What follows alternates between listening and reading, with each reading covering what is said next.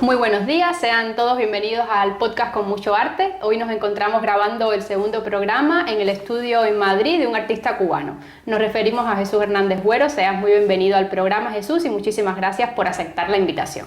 Bueno, placer, gracias a ustedes, ¿no?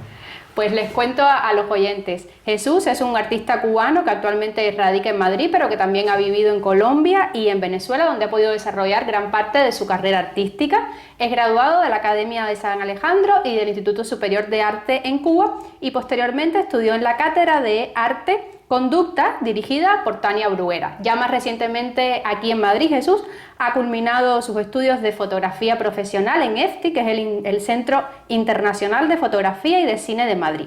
Estamos hablando de un joven creador que ha participado en numerosas bienales, ha sido merecedor de numerosos premios y hoy nos encontramos en su estudio para precisamente conocer en qué proyectos se encuentra trabajando, cómo ha vivido esta cuarentena y qué saldos ha podido dejar en su producción artística.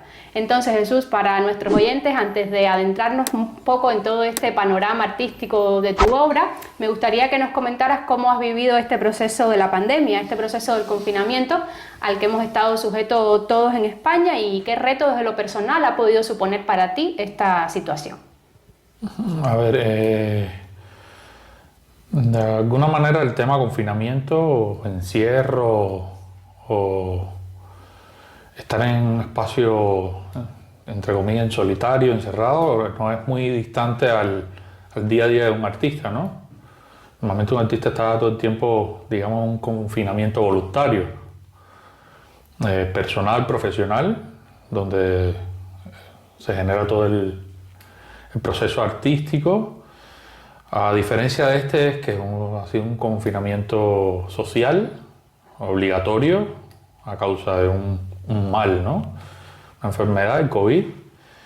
Y bueno, eso realmente modifica o modificó gran parte de mi día a día, ¿no?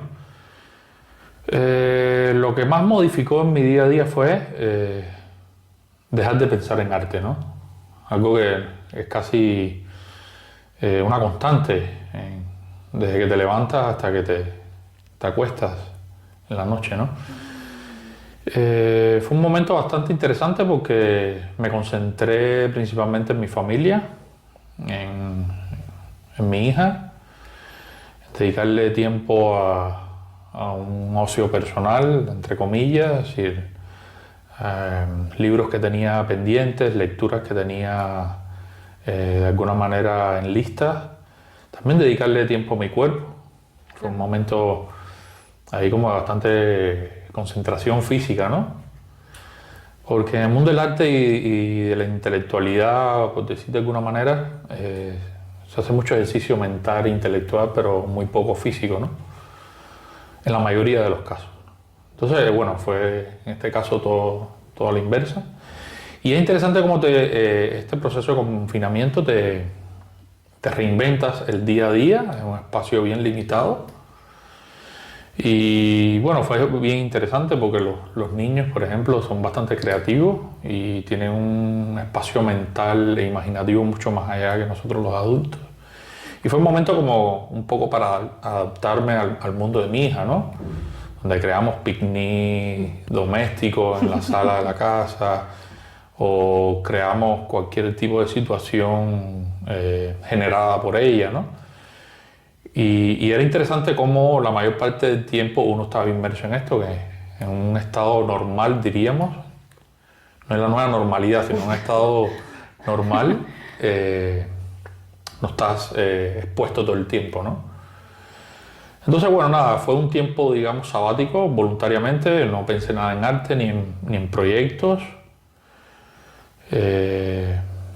aunque de vez en cuando siempre sale alguna idea, algo así, pero de una manera muy espontánea, muy espontánea decir. y muy relax, ¿no? Claro. Sin mucho esfuerzo ni presión.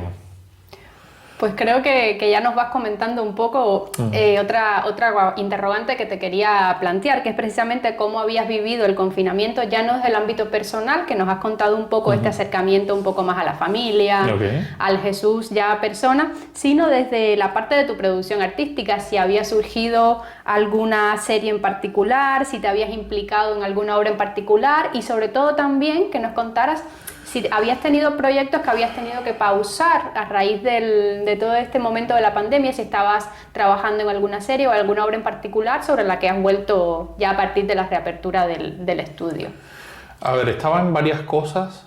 Una de ellas, y creo que era la más relevante, era que se iba a inaugurar el Premio Arte Laguna, la 14 edición en el Arsenal de Venecia, a mediados, si mal no recuerdo, a mediados finales de marzo de este año. Y bueno, por el tema del confinamiento y la pandemia, pues se pospuso para el año próximo. Era un momento de bastante expectativa, no solo por la posibilidad, yo digo, remota de ganarse el premio como sí, que es bastante significativo y relevante, sino la oportunidad de mostrar tu trabajo en un escenario que tiene bastante resonancia y donde hay un público bastante extenso y que ya tiene una historia bastante marcada dentro del mundo del arte, ¿no? Eso se vio pospuesto para el año que viene, para la 15 edición, así se van a hacer las dos ediciones juntas en marzo del próximo año. Y bueno, eso fue una de las cosas que tenía previsto dentro de este tiempo. De hecho, tuve que cancelar viajes, todo, ya estaba casi todo listo, ¿no? Una semana antes, pues, claro, se anunció el confinamiento y el cierre de todo. También estaba en un proyecto, estaba en el proceso del proyecto Calados Capitales en Lugares de Paso, en la serie número 6, que es de España. Y bueno, ya había comenzado todo lo que es el viaje o el trayecto por la ciudad de Madrid, hacer la fotografía de varios billetes, de hecho exactamente 2. Y bueno, cuando ya empezaba a planificar el viaje a otras provincias, pues llegó el coronavirus. Llegó el coronavirus y mandó a parar, ¿no? Así mismo. Entonces, bueno, en eso estaba propiamente. Y bueno, en la serie Síndrome de Proteus, que es una serie que llevo de una manera bastante, yo digo, paralela dentro de mi proceso creativo, ¿no? Yo normalmente llevo varios proyectos a la vez y van fluyendo según cómo se va canalizando las posibilidades, los recursos, la logística o la idea misma, ¿no? Pero Síndrome de Proteus es una de las que me he mantenido ahí con cierta constancia, ¿no? De la que pudiéramos decir que ha atravesado un poco tu carrera artística en paralelo a otras obras y series que has venido realizando. Llevas varios años trabajando en esta serie. Exacto. Vale, de acuerdo, Jesús. Ahí vamos a ir un poquito más adelante porque quiero que nos hables de Síndrome de Proteus. Pero antes me gustaría que enfatizaras un poco en una obra puntual que has hecho a raíz de la pandemia y que has titulado Estado de Alarma. Creo que es la única que has concentrado específicamente en este contexto. Es una pieza que has realizado a partir de esta situación de alarma nacional en España y está constituida por un video en el cual precisamente aparece el presidente Pedro Sánchez en el momento en el que pronuncia la declaración de alarma nacional, pero me llama la atención que has escogido de este video aquellos espacios de silencio, es decir, has prescindido de ese discurso oficialista que pronuncia Pedro Sánchez para acentuar los momentos de silencio, las pausas que hay entre determinadas frases o determinados momentos del discurso, y me gustaría que nos contaras por qué entonces has preferido darle voz a este silencio y a todo lo que es el performance y el aparataje, pudiéramos decir, político, en medio de un panorama que ahora mismo está tan sobresaturado de información. Sé que siempre te has mostrado muy interesado por el tema del control de la información por parte de las esferas de poder. Entonces, coméntanos un poco por qué conceptualizas desde el silencio este momento que consideramos ya relevante para la historia de España. Sí, a ver, de manera general el silencio es una parte fundamental en el lenguaje o la comunicación, ¿no? Pero en sí mismo es un concepto, es es un lenguaje en sí mismo, ¿no? En este caso, durante la pandemia, aunque somos una sociedad que estamos sobresaturados de información, ya sea en las redes sociales, medios de comunicaciones oficiales, diferentes canales comunicativos, en el proceso de la pandemia fue como el único medio de escape o de supuesta guía o de información o de ejemplo a cómo iba el estado de la enfermedad, cómo era la repercusión sobre eso, porque todo el mundo estaba de alguna manera quieto en sus casas y no había esa movilidad social o ciudadana, ¿no? O la información de boca en boca, ¿no? Los comentarios. De alguna manera era como un tema sistemático todo esto de la presencia de los altos mandatarios ante los medios de comunicación. Y bueno, era un recurso que yo había utilizado antes en la obra Diálogo Bilateral, que había utilizado un poco el mismo recurso sobre la supuesta diálogo o reconciliación que hubo entre Cuba y Estados Unidos en 2014, donde agarré los discursos de ambos mandatarios, tanto de Obama como de Raúl Castro, y hice la misma operación, ¿no? Un poco remarcando el silencio, el gesto político como lenguaje, donde hay un alto grado de postura o de cómo se quiere trascender a través de la cámara o a través de la opinión pública o a través de la historia, ¿no? Entonces, siempre entre ese lenguaje directo, siempre hay una búsqueda del lenguaje gestual, físico y de proyección social también, ¿no?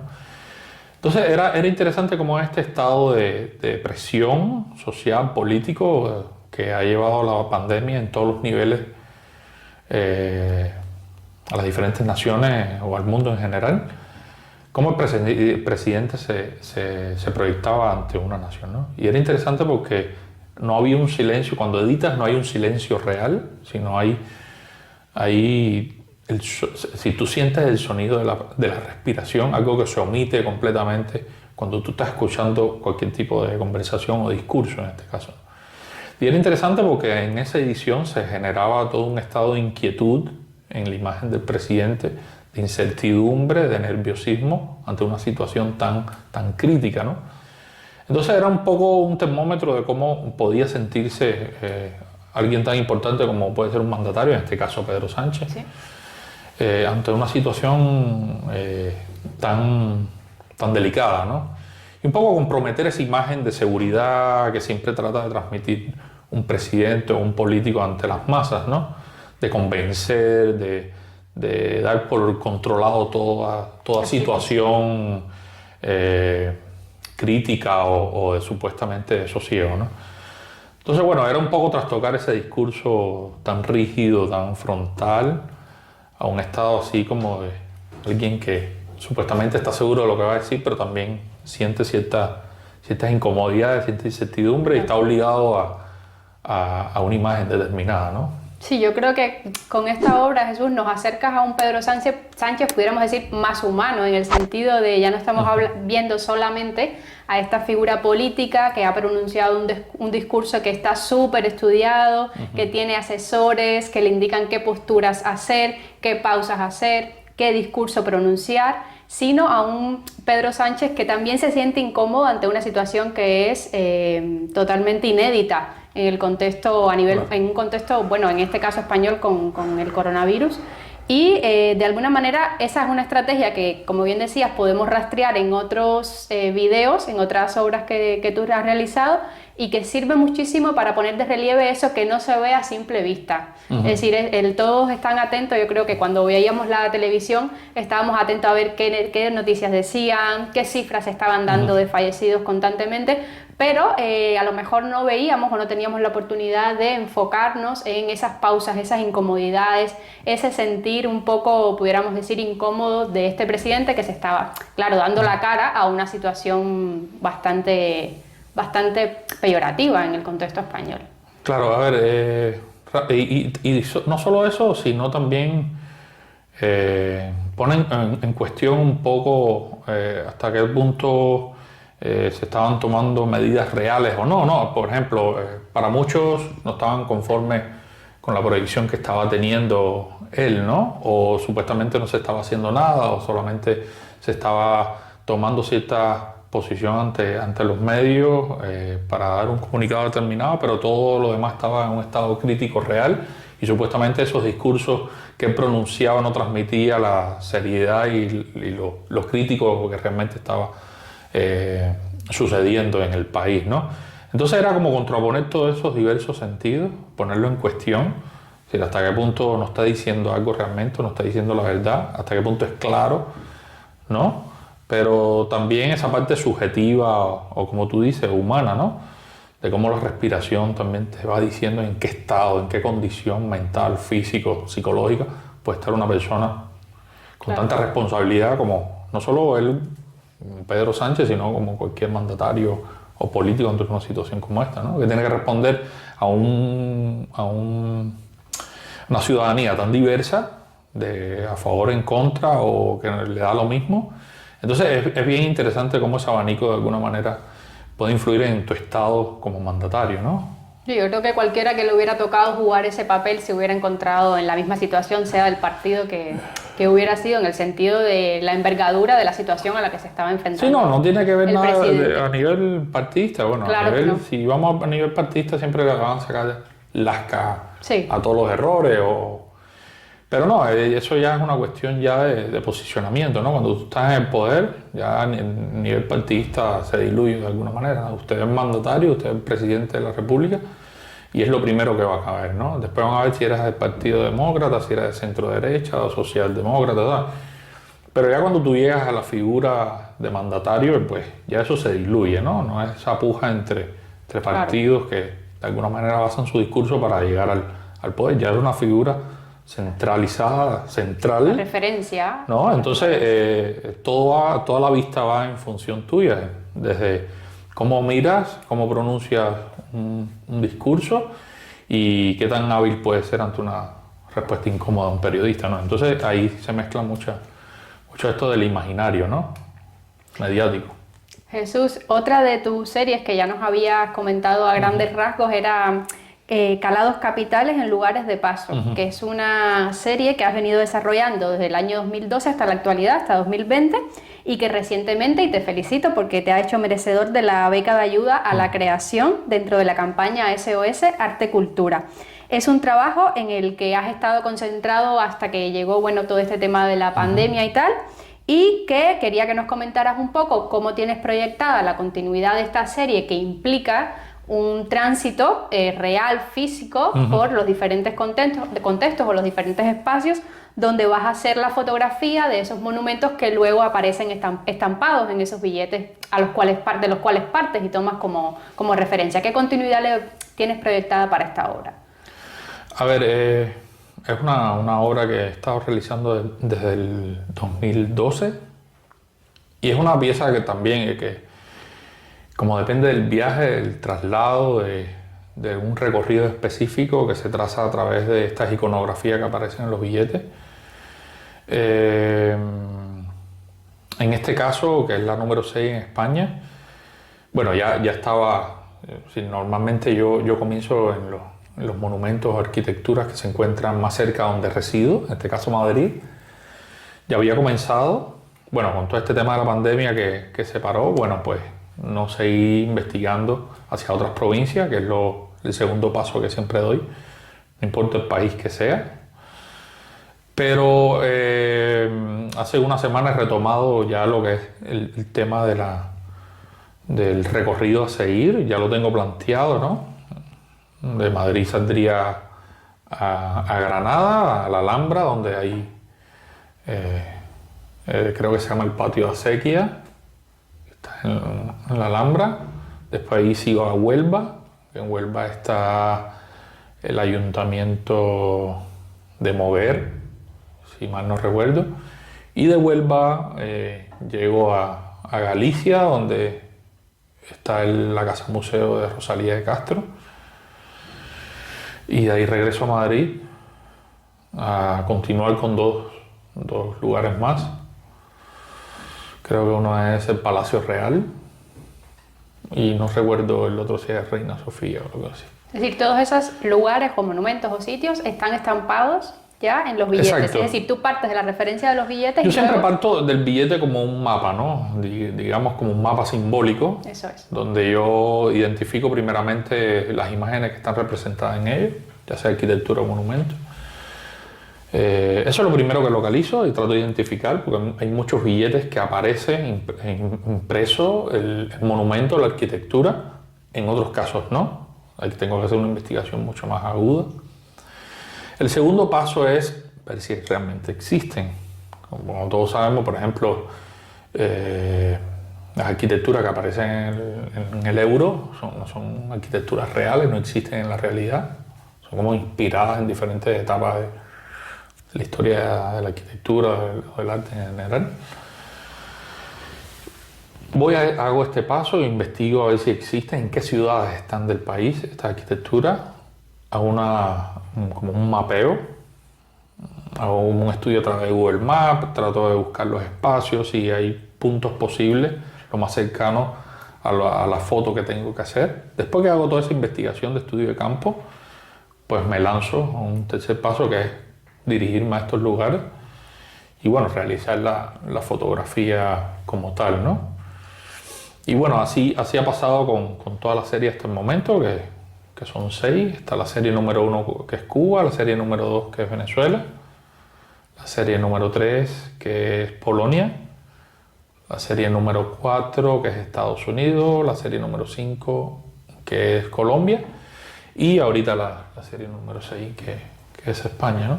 Y que bueno, que fue merecedora de esta beca que mencionabas anteriormente, que bueno, quizás a lo mejor no hubiese estado el confinamiento y no hubiese podido aplicar a esa beca y haberla ganado, ¿no? Yo creo que ahora le voy a entrar con mucha más fuerza e ilusión a este proyecto, ¿no?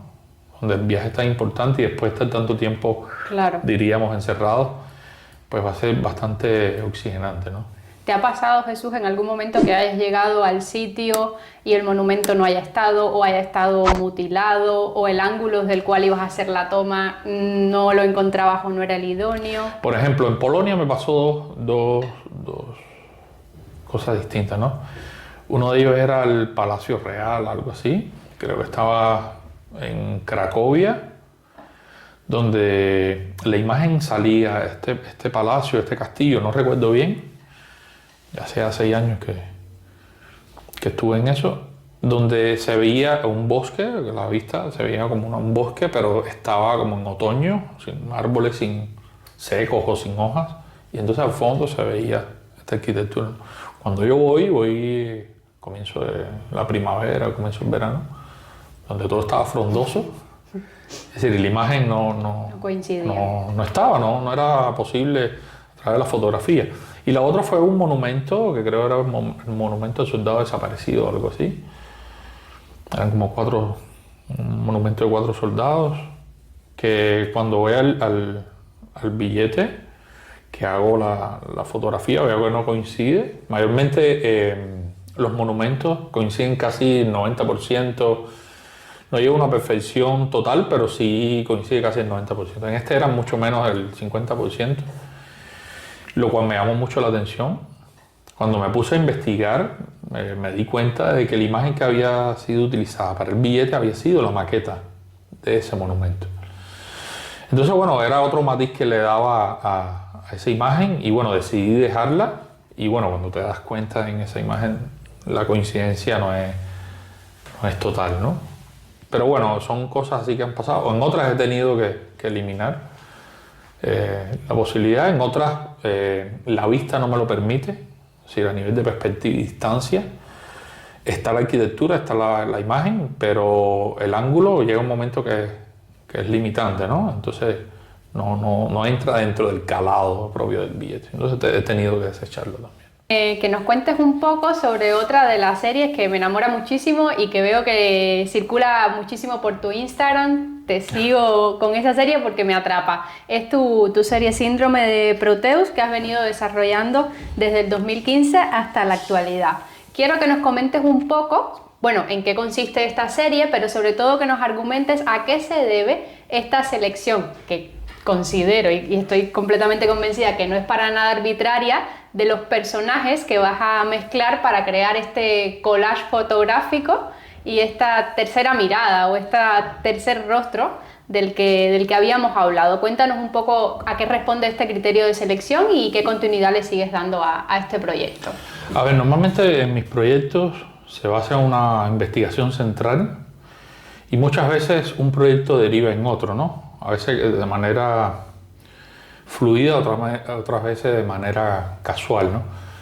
En este caso fue a través de una búsqueda que estaba haciendo de un documento en Google, algo así, que tenía que ver, no recuerdo si con la Constitución cubana, algo así, ¿no? Creo que tiene que ver con estaba investigando para realizar la obra esta de Una nación en pocas palabras. Y bueno, casualmente me salen las imágenes del Che y Carlos Marx. Y a simple vista me di cuenta de que había ciertas similitudes, ¿no? Cosa que no, a pesar que son imágenes ya icónicas dentro del universo y la historia visual de personalidades recientes, ¿no?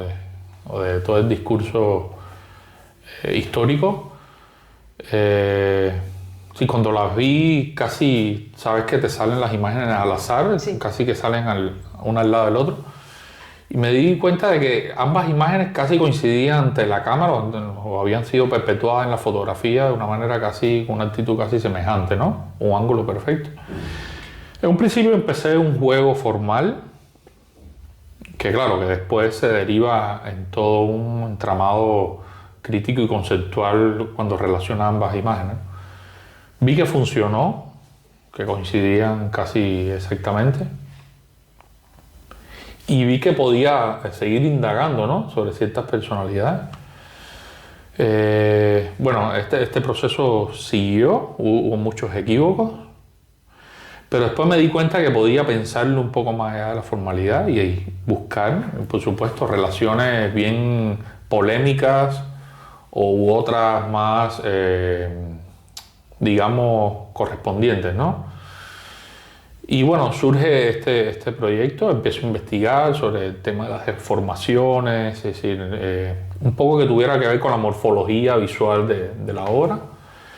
Y entre la investigación descubrí el síndrome de Proteus, que es una enfermedad congénita de la persona que lo padece, sufre transformaciones en el cuerpo y principalmente en el rostro, de tal manera que durante el paso del tiempo se va transformando visualmente en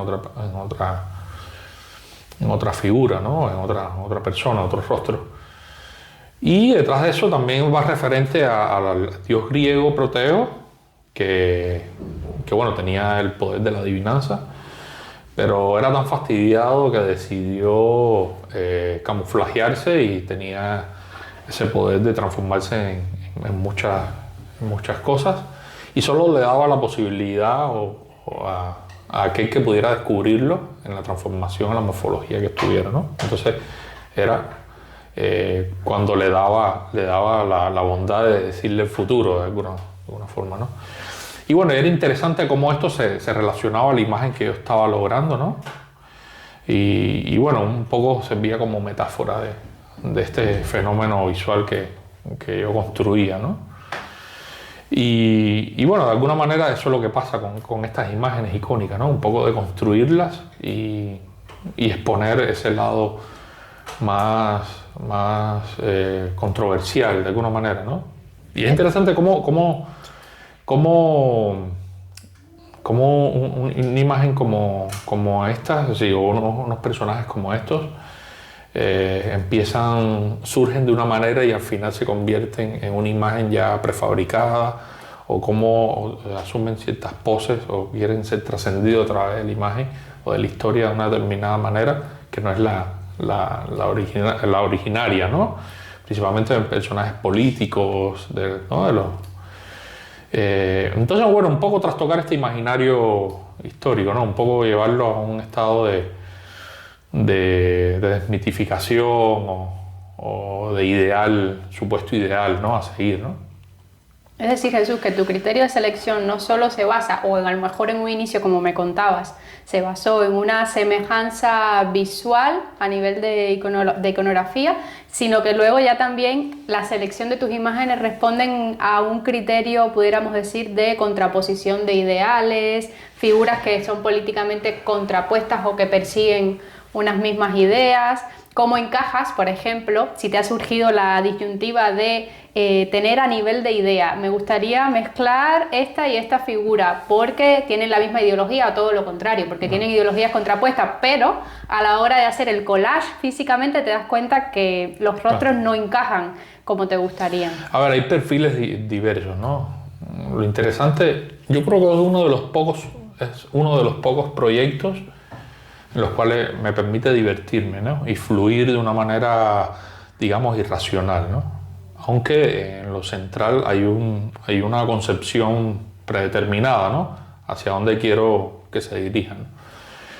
Sí, han habido asociaciones tan diversas como, por ejemplo, personajes totalmente antagónicos, otros que son relacionados a nivel de ideología o visión política, cultural, ideológica, o personas que no tienen absolutamente nada que ver, pero cuando las fusionas o las contrapones te generan una visualidad bien interesante o, digamos, atractiva o casi perfecta, ¿no?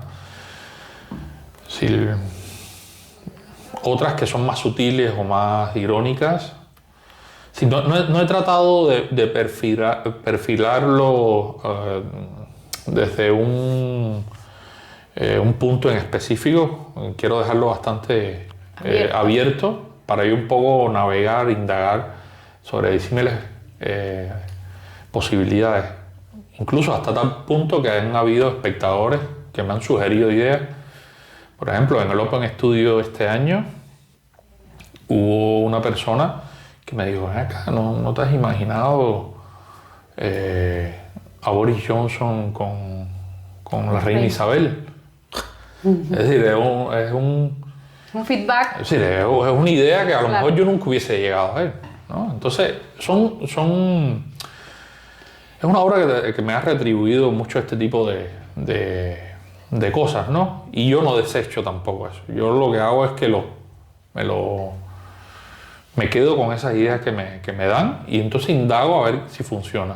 Incluso se generan estos rostros bien extraños y que pueden ser chocantes para otros, ¿no? Sí, porque son imágenes que trastocan muchos sentidos, muchos significados, ¿no? Emociones también. Y, por ejemplo, puede haber el caso, como hice el año pasado, creo que fue, que unía a Roger Federer con Hermann Hesse, ¿no? Por el simple hecho de los dos ser alemanes, suizos. Entonces, está de lo más sencillo, un gesto, digamos, que a lo mejor no significa nada, a otros que sí tienen una implicación política, ideológica, conceptual un poco más fuerte, ¿no? Claro, todo esto es desde la intención artista, ya luego la obra va a cobrar vida propia y desde el receptor le va a cargar de sentido, claro, más allá de lo... Es verdad que el mayor catálogo, digamos, de síndromes creados han sido sobre figuras políticas, ¿no? Yo me considero un animal político, como decía Cabrera Infante, ¿no? Siempre estoy muy obsesionado sobre el discurso político, la política como sistema de control o de alguna manera administrador de bienes, también del discurso social, de todo este imaginario histórico, tratar de controlar todos estos parámetros, ¿no? Y quizás eso se debe a mi familia, ¿no? Mi familia es un alto grado de carga política, ¿no? Entonces, bueno, pero también estoy tratando de abrir un poco más, digamos, este diapasón, ¿no?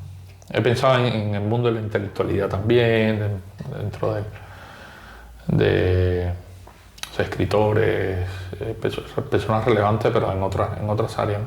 Pero bueno, esto es un proyecto que todavía es bastante me nutre mucho y veo que hay posibilidad de sacarle más partido, ¿no? Jesús, y cuando vas a hacer, por ejemplo, el proceso de collage de las imágenes, ¿qué haces? ¿Tomas imágenes de internet, de algún periódico, revistas, las recortas, las mantienes? ¿Cómo construyes este tercer rostro? A ver, digamos que casi un 80% son imágenes sacadas de internet. Lo bueno que tiene internet es como un gran depositorio de imágenes, ¿no? Un gran archivo que es accesible a todos, ¿no? Otras son de periódicos, revistas, que voy comprando, adquiriendo y que veo rostros interesantes y como que los archivo y los tengo ahí. Porque eso ha pasado también, ¿no? Que he recopilado ciertas imágenes, pero no tengo preconcebido una fusión o una contraparte, ¿no? Me interesa por cierta expresión, la luz o algo, lo archivo, y con el paso del tiempo es que recaigo a veces en ella con un personaje determinado. Recuerdo que lo tengo archivado, surge algún personaje y trato de que convivan a nivel visual, ¿no? En otros no, en otros ya me viene la idea primeramente, voy en función de las imágenes a ver si coinciden o puedo lograr un tercer rostro y bueno, así se va procesando todo, ¿no? Claro, es como algunas son como un gran rompecabezas al cual te enfrentas y vas armando tus propios... Sí, no tengo una metodología muy definida, estructurada, ¿no? Como se puede abordar de diferentes formas, de diferentes puntos, pero trato de mantener esa amplitud, ¿no?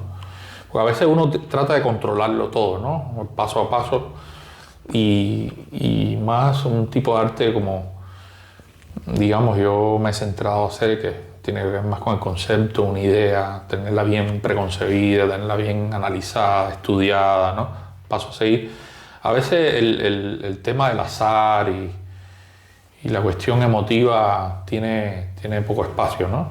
Entonces, esto es una de las obras que, a pesar de tener un concepto muy bien definido, un objetivo muy claro, dentro del proceso me da cierta amplitud y cierta posibilidad de ir fluyendo libremente, ¿no? ¿Cuál ha sido la recepción que has tenido de esta serie en particular? Porque veo en Instagram que tienes comentarios, que los receptores te dejan sus comentarios de sus opiniones, por supuesto, de estas sugerencias que te hacen, pero como es una serie que incita un poco a veces a la risa, claro, al cuestionamiento profundo también y a la risa un poco pudiéramos decir suspicaz de cómo se le ha ocurrido a Jesús hacer esta mezcla, nunca me hubiera pasado por la mente. ¿Temes que pueda caer, no sé, con toda esta circulación de imágenes en internet, que pueda ser percibida de una manera no tan seria o profunda, sino que pase de una manera superficial desde la simple visualidad, que dé cierta dosis de humor, por ejemplo? A ver, es muy difícil controlar la reacción que va a tener el público, un espectador específico. Todo depende del background cultural, tus intereses,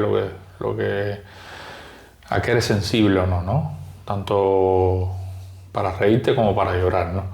Entonces, lo que yo sí me cuido mucho de estos personajes es que no caigan en lo caricaturesco, ¿no? Para mí eso es el mayor temor, ¿no? Si cuando yo veo que algo enseguida la visualidad me inclina más hacia ese canon visual, yo enseguida soy el primer espectador crítico y lo que hago es que lo destruyo o lo descarto dentro de las posibilidades. Más allá de que hay personajes que te pueda llevar a una cierta sonrisa perspicaz, ¿no? Claro. Pero más que una risa por diversión o porque te dio risa y fue chiste, es como... Sí, me río porque de alguna manera no había pensado de que dos personas tan disímiles o tan distantes o inconcebibles puedan coincidir en un tercer plano de una manera casi perfecta, ¿no? ¿Qué es lo que mayormente pasa, ¿no? Incluso me ha pasado a mí y digo, wow, no, es como que sí, yo tenía una idea más o menos planteada de cómo podía ser, pero cuando tú logras el efecto que los une, tú dices, sí, es inevitable reírte, pero es como una risa de logro, ¿no? Que lograste algo que fue más allá de lo que tenías medianamente previsto, ¿no? Creo que eso se traslada también al espectador. Creo que no he tenido ninguna reacción de este tipo, ¿no? De ver una imagen como una caricatura o el simple hecho de lo que es tan famoso, tan popular ahora como los memes, ¿no? Que es pero que tienen otro sentido, ¿no? Un poco desprestigiar un poco más la imagen, o casi llega una especie de bullying o algo así, ¿no? Creo que es la recepción que más he tenido de la obra, es que estos rostros le parecen terroríficos al espectador, a las personas. Incluso han habido coleccionistas, gente interesada en la obra, que al final no deciden adquirirla porque no se ven conviviendo en su casa con estos rostros. A pesar de que les gusta, sienten cierto temor, ¿sabes? Cierto horror sobre estas miradas, estos rostros. Y es interesante cómo pueden convivir ambos sentimientos en la percepción de estas piezas en el público, ¿no? Y es bien interesante. Sí. Y la verdad que me cuido mucho, si prefiero esa reacción de rechazo, incluso de incomodidad. Otras personas me han dejado de seguir. ¿Serio? En Instagram me han dicho horror, ¿no? Por ejemplo, la imagen entre Bin Laden y Yasser Arafat. Entonces, para muchos, sí, tuve una seguidora que de pronto hizo catarsis, porque para ella Yasser Arafat había sido un ícono importante, relevante. Bueno, en fin, este tipo de reacciones que son poco recibidas en el mundo del arte, ¿no? Por lo menos en el mundo de las artes visuales, las artes plásticas, que tengan un feedback así tan directo, te digan. Y creo que las redes sociales ha sido un espacio así de liberación, ¿no? ¿Cómo llevas las redes, Jesús? Imagino que con esta nueva situación de la pandemia, ante la imposibilidad de venir al estudio, que por cierto habías inaugurado en febrero y en marzo fue toda esta situación y apenas lo has podido disfrutar. Sí. A ver, realmente yo sí, se dio todas las posibilidades de yo tener el estudio coincidiendo con Arco. Creo que era un momento idóneo, todo fluyó en función de eso. Y bueno, decidí hacerlo. De hecho, muchas personas en Open Studio pensaban que yo estaba como que alquilando este espacio como para tener una presencia durante Arco, un poco presentar lo que estaba haciendo y listo, ¿no? Después retirarme, ¿no? Entonces, bueno, nada, muy ilusionado. De pronto surge esto de la pandemia y estuve como casi 3 meses sin poder estar acá, ¿no? Por supuesto, las redes sociales se vuelve como ese espacio donde tú, bueno, poner a disposición de otro lo que tú estás haciendo, lo que te interesa que durante ese periodo vean sobre ti, ¿no? Pero bueno, de alguna manera yo he utilizado mis redes sociales como una extensión de mi estudio, ¿no? Cuando no lo tenía físicamente o trabajaba en mi casa o algo así, siempre es como una extensión. Para mí ha sido muy, muy útil. Yo sé que ahora hay como una oda a las redes y al medio de internet, ¿no? Como espacio de reunión, como espacio de comunicación, pero de alguna manera eso estaba vigente, ¿no? Lo que pasa es que con esto de la pandemia, todos los demás medios cotidianos, claro, diarios, se vieron cerrados y la única medio de escape o de visibilidad fueron las redes, ¿no?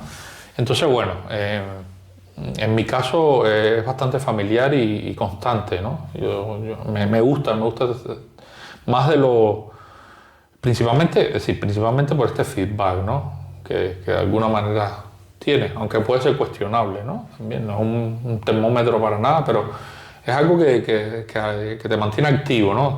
Con estas imágenes, ¿no? Y con tu trabajo en general. Volver a tu estudio, de continuar con los proyectos que habías dejado pausados momentáneamente por todo este tema de la pandemia, desde marzo, porque pudiste disfrutar apenas unos días de tu Open Studio y apertura. Correcto. Hasta que has regresado hace apenas unas pocas semanas o unos pocos días. Sí. Entonces, Jesús, a partir de esto me gustaría que me comentaras si tienes algún nuevo proyecto o alguna nueva exhibición, porque entiendo que la última que realizaste bipersonal fue en el año 2019 en Suiza, titulada No me pongan en lo oscuro. Es correcto. ¿Tienes proyectada alguna otra exposición a corto o mediano plazo o algún otro proyecto? A ver, de momento, a nivel personal, una exhibición personal, no tengo ninguna. Pero estoy preparado para hacerla en cualquier momento, ¿no?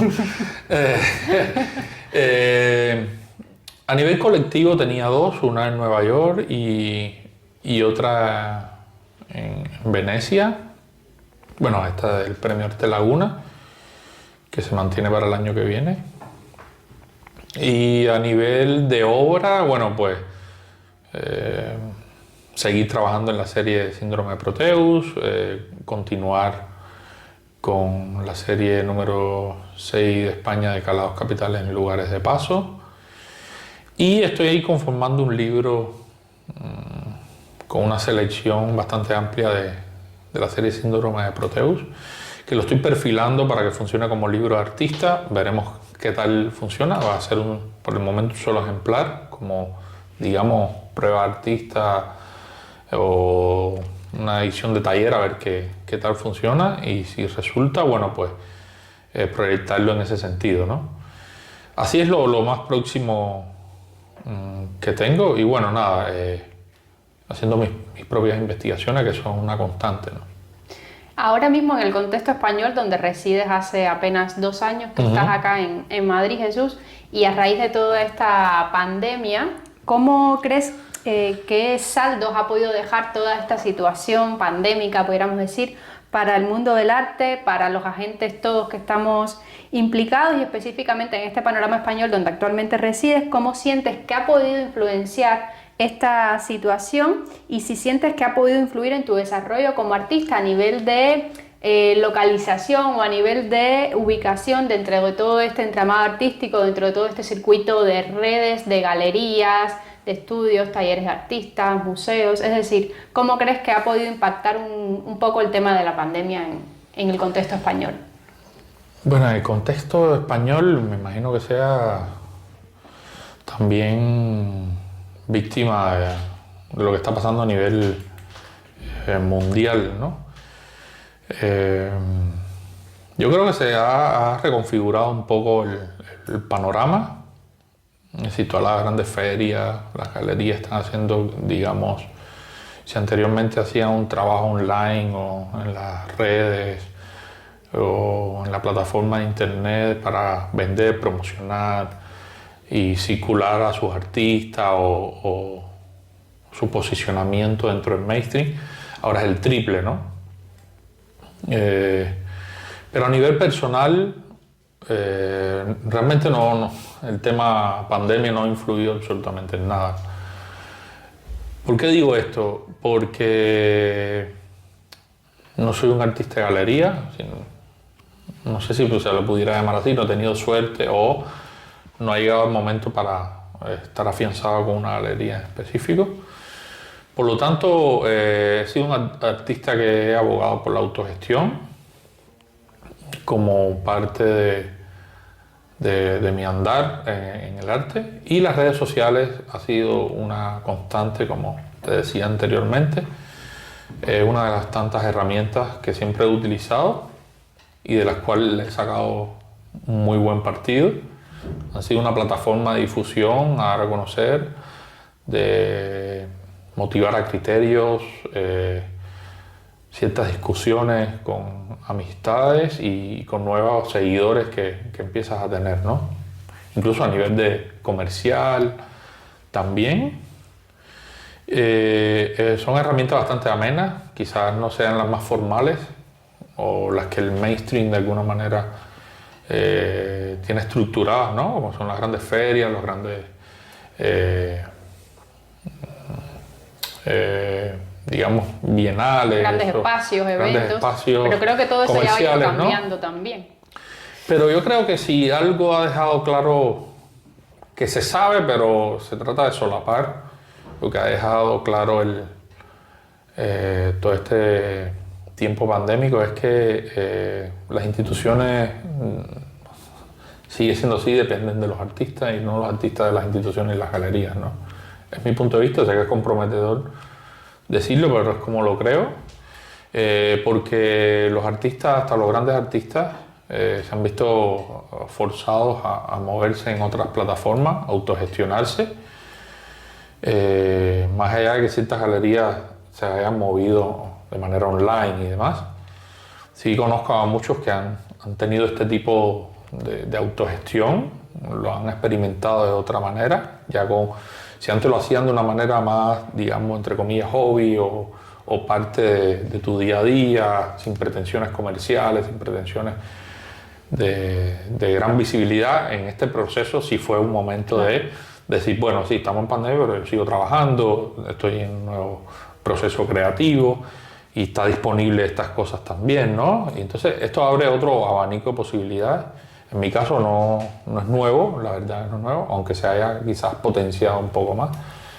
Entonces es bien interesante cómo hay que repensarse las funciones, aunque el artista dentro de toda esta pirámide es como el eslabón más débil siempre, pero a la vez digo yo que es fundamental, ¿no? Y con esto no quiere decir que el artista no necesite de toda esa estructura, no necesite de un cuerpo teórico, de críticos, curadores. No llega a ser fundamental de todo, aunque se necesite, ¿no? Tú puedes prescindir de eso, tú puedes ir creando, tú puedes tener un contacto directo con coleccionistas, un contacto directo con críticos, curadores, donde ninguna institución tiene que mediar, ¿no? Y yo creo que las redes sociales, Instagram, Facebook, las diferentes plataformas web, demostrando que se podían seguir haciendo exposiciones virtuales, online, que funcionan, te plantean nuevos retos, nuevas herramientas visuales con las que vas a interactuar y vas a potenciar cierta investigación, cierta obra. Entonces, la verdad que si todo era gris socialmente, yo creo que a nivel creativo era como otra luz, ¿no? Que si antes digamos, se discriminaba un poco, en este periodo tuvo bastante fuerza y se dio a entender de que era una de las tantas posibilidades que existe y válida totalmente, ¿no?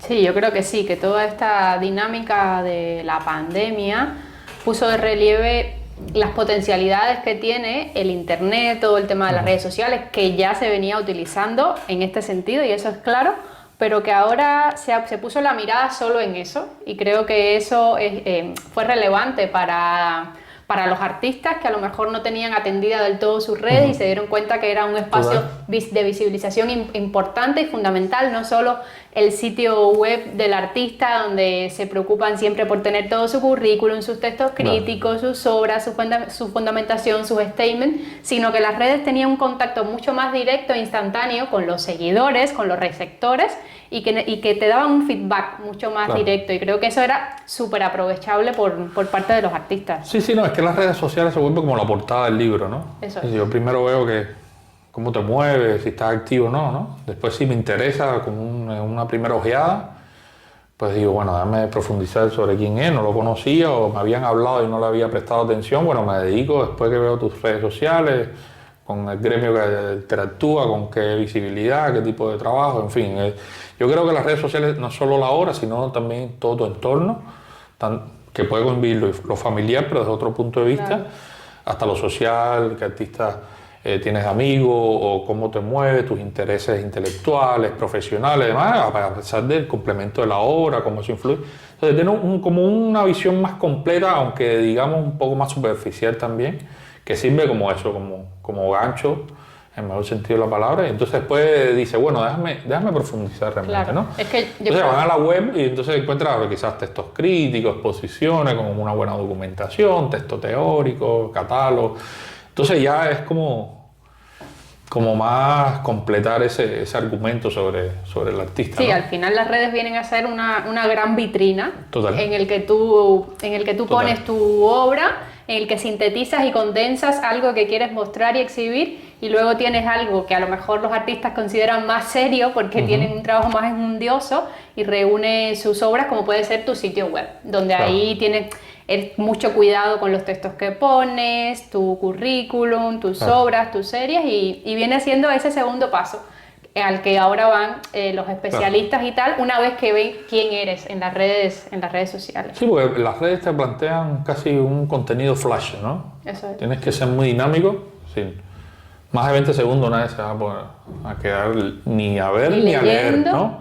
Entonces tienes que ser bien selectivo qué renglones o qué frase vas a poner a la hora de tú. Si te pones un gran texto no es un lugar para leer, ¿no? O sea, quizás a la mitad del primer párrafo ya, pues... Ya no siguen la digo, lectura. bueno, esto lo busco en donde esté, ¿no? Entonces te empieza a plantear códigos con los cuales tú no estabas relacionado o de alguna manera lo tenías a un segundo o tercer plano y entonces te ha llevado a un poco afianzar más o conocer más ese lenguaje que es interesante y es bien enriquecedor, ¿no? Porque te plantea nuevas formas. Inclusive hay artistas que se han propuesto hacer obras justo para las Totalmente. redes, que es otra faceta. Totalmente. Lo has utilizado tú como vitrina para las obras que ya vienes haciendo y simplemente pasas a utilizarla como un soporte de exhibición, pero hay artistas que crean justo para las redes sociales y es otra manera. Todo este contexto de la pandemia también propició la venta de obras. Cuando ya se cerraron las casas de subasta, las galerías, pues los artistas comenzaron a autogestionarse, como me decías, y a vender sus piezas a través de este medio, lo cual es muy interesante y creo que es algo que ha llegado para quedarse en toda esta dinámica. Sí, hay coleccionistas que prefieren entrar en relación y contacto directo con el artista. Siempre sí, a nivel de comercio es mucho más factible, ¿no? Todo el porcentaje, sí, claro. Todo lo demás, ¿no? Pero en la normalidad, digamos, anterior, porque ahora hay una nueva normalidad, esto era como casi un pecado capital, ¿no? Saltarse esos escalones. Entonces es interesante cómo en este proceso es justificado brincarse esos escalones porque no están o están cerrados, entonces es el momento, digo, de las vacas flacas, ¿no? Entonces te llegan propuestas así como que, bueno, ¿y cuál es el precio por la pandemia, ¿no? El precio pandemia. Entonces es interesante cómo el mercado también ha buscado eso, digamos, como se dice en Venezuela, los caminos verdes, ¿no? Los trillos en vez de las grandes avenidas para un poco llegar a estas posibilidades. Y es interesante cómo ya se empieza a conceptualizar sobre este tráfico comercial, mercantil o del arte, ¿no? Es decir, cómo te solicita un premio, un precio pandemia, ¿no? O un precio por la pandemia, o un precio COVID, ¿no? Entonces ya tú sabes que ahí viene... Todo entró en un estado de excepcionalidad. La guadaña viene bien afilada, entonces ya los precios se trastocan. Entonces estamos en un estado de, digamos... Yo digo, estamos en el ojo del huracán, ¿no? Donde hay una calma, pero a la vez se están remodificando muchas cosas, ¿no? Donde nadie escapa, por supuesto. Claro. Y desde el pez más gordo hasta el pez más flaco padece eso, ¿no?